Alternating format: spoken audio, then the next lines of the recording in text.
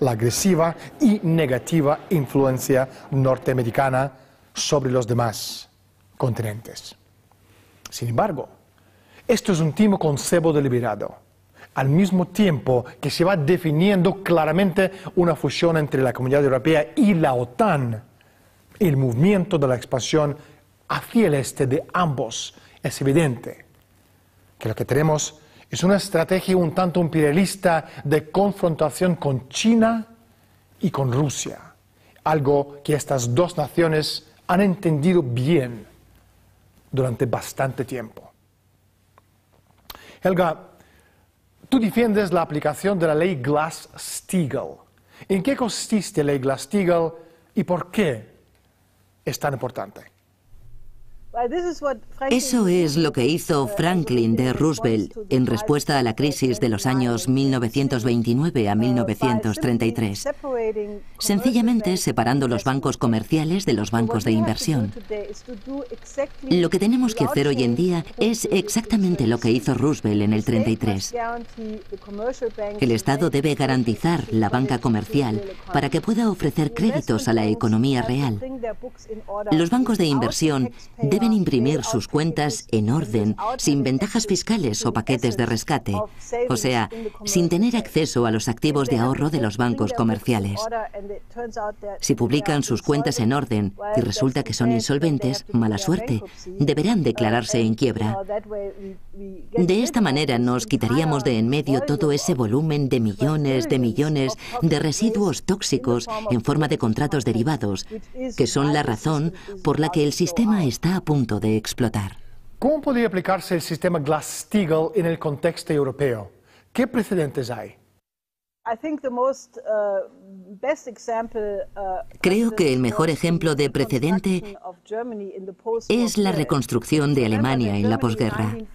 Recuerde que Alemania en 1945 había quedado arrasada por los bombardeos y el Plan Marshall, administrado por el Banco Estatal Alemán de Crédito, aplicó el modelo de Roosevelt para la reconstrucción, utilizando las instituciones financieras para canalizar los créditos estatales hacia proyectos bien definidos. Todos sabemos que Alemania pasó de ser una montaña de escombros al famoso milagro económico alemán en pocos años gracias a este método. Este es exactamente el mismo método que debe aplicarse en todo país europeo hoy en día. Si hay voluntad en las instituciones y la población de hacer tal cosa, es perfectamente posible hacerla en cada país, no solo en Alemania. Secretario de Estado George Marshall propuso una solución a la desintegración económica a las que se enfrentaban los países europeos tras la Segunda Guerra Mundial. De ahí viene el nombre Plan Marshall. Estados Unidos se comprometía a proporcionar ayuda para reconstruir económicamente a Europa. A cambio, Estados Unidos eligió la liberalización del comercio y del mercado europeo, lo cual garantizaba la americanización de Europa. Plan Marshall, además de ayudar a levantar Europa, dio origen en 1950 al Plan Schuman, lo cual dio origen a su vez a la Comunidad Europea del Carbón y del Acero y finalmente al Mercado Común, la primera piedra de la construcción de un imperio, el de la Empresa Mundial S.A. Helga, tú presentaste un plan para el milagro económico en Europa meridional y el Mediterráneo. ¿En qué consiste este plan? Partimos de la Conferencia de Ministros de Transportes de la Unión Europea, en la que se decidieron 10 pasillos prioritarios de transporte. Pero estos nunca se han construido o en muy poca medida. Si pusiéramos esto en la agenda, conectaríamos las vías fluviales europeas del Rin, Main, Danubio y el Canal, que a través de un sistema de ríos y canales comunicaría ese sistema con el Mediterráneo. Esto implicaría llevar las comunicaciones de alta velocidad a los Balcanes, a Grecia y a Italia del Sur. Se harían túneles desde Sicilia a Túnez y, naturalmente, el famoso túnel bajo el estrecho de Gibraltar, del que se hizo un estudio de viabilidad en 2006 y que dio origen al acuerdo hispano-marroquí de 2009.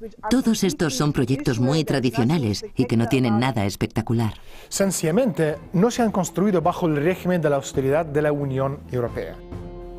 Todos esos proyectos podrían empezarse ya mañana mismo.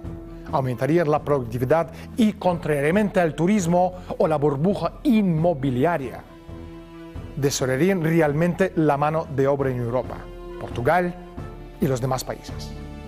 Además, traería riqueza física y aumentaría los niveles de la población, porque el progreso y el desarrollo de la sociedad están directamente proporcionales a la densidad de los habitantes.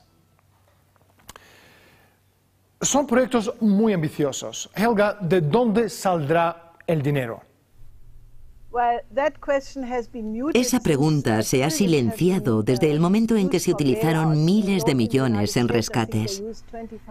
Solo en Estados Unidos, creo, se han empleado de 25 a 29.000 millones para rescatar el sistema bancario. Una vez calculé que para construir un tren maglev entre Siberia y Lisboa costaría entre 4 y 5.000 millones de euros. Calderilla. Pero tendríamos multitud de conexiones maglev más entre Siberia y Europa del Sur. La financiación, en este sentido, no es lo que la gente dice que es. Los rescates son dinero pagado por obligaciones pasadas, deudas pasadas. Es dinero debido, dinero sin valor. Si sacas un crédito para la producción futura con la que crear un desarrollo real, empleos productivos y una gran riqueza real, es un dinero que no es inflacionario y es una inversión que crea riqueza para el futuro. Helga, hablando del futuro, ¿qué significa para el plan la reciente popularidad de Curiosity? Eso es muy importante, porque en los últimos 40 años, la razón por la que estamos en esta crisis de desintegración existencial es que el paradigma de los últimos 40 o 45 años, es decir, apartarse de la producción en beneficio de la especulación, toda la contracultura, el equivocado camino del enriquecimiento, era un error. Tenemos que recuperar el optimismo del proyecto Apolo, con el que todo el mundo pudo ver que se puede salir al espacio y colonizar el espacio, que no hay límite para las capacidades humanas ni para la realización de hazañas científicas. Tenemos que relacionar el proyecto de alunizaje Apolo con el tema del proyecto Curiosity. Helga, eres fundadora de BUSO, un importante partido político alemán. Mucha gente, sobre todo gente en el sur de Europa, le está echando la culpa a Alemania de sus problemas económicos. ¿Cuál sería tu mensaje para esa gente? Para empezar, que no confundan a Alemania con la señora Merkel. Por suerte son dos cosas distintas. La señora Merkel es una política dirigida por los mercados financieros, sin ninguna compasión por el bien común de las personas, ni de las de España ni de las de Alemania. El pueblo alemán está sufriendo igual. Mi mensaje es que nos concentremos en estos proyectos conjuntos de desarrollo para unir nuestros países como territorios soberanos y llevar a cabo una misión conjunta y soberana entre los Estados europeos. Creo que tendríamos un futuro precioso si toda esa burocracia de la Unión Europea quedase pronto en el olvido. Tengo una sugerencia. Vamos a deshacernos de la burocracia de Bruselas. Despedímoslo a todos, son ineptos. Esa gente no ha hecho nada útil en su vida. Quitémoslo de encima a tipos como Van Rompuy, el presidente del Consejo Europeo. No porque sea un estorbo inservible, sino porque es malvado y muy peligroso. No es la primera vez que un tipo corto, sin afecto y malintencionado, logra hacerse un hueco en los intestinos del poder. Helga, ¿cuáles son los pasos que sugerirías para que Europa supere la crisis? Creo que lo más importante ahora mismo es ocuparse del hecho de que estamos al borde de la Tercera Guerra Mundial. Lo que está pasando en Siria, en particular, es la mentira más grande que he visto en mi vida. Ese tipo de oposición no existe. Hay una oposición, pero pacifista. Lo que pasa es que los rebeldes están siendo financiados y organizados de manera militar por países extranjeros. Los Estados Unidos y varios países de la OTAN. Esto amenaza con desencadenar una posible guerra nuclear con Rusia y China. Tenemos que reconocer a toda costa que necesitamos un cambio de paradigma. No podemos seguir solucionando los problemas de la Tierra con medidas geopolíticas y con la guerra. Tenemos que reemplazar esto por los objetivos comunes de la humanidad. Se acabó el tiempo. Muchas gracias por estar con nosotros. Muchas gracias por invitarme a su programa.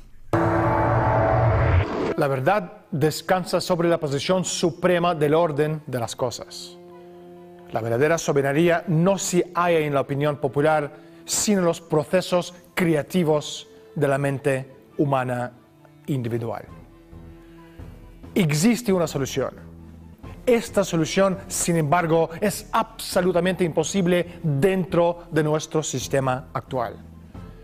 El sistema financiero mundial está en quiebra, sin remedio, y la economía actual de casino especulativo debe ser reemplazada por un sistema de créditos que se orientan exclusivamente hacia las futuras inversiones en la economía real. La reconquista de la soberanía nacional es la condición indiscutible tanto para la recuperación económica como la preservación de la paz en la tierra. A Europa y a sus ciudadanos les va la vida en ello. Hasta que podamos transportar a la humanidad a la edad de la razón, la historia va adquiriendo forma no por la voluntad de las masas humanas, sino por un puñado de aquellos que para bien o para mal dirigen el destino de toda la humanidad como manada de vacas de pasto en pasto, y en ocasiones también al matadero. Yo soy Daniel Stulin, gracias por estar con nosotros, hasta la semana próxima.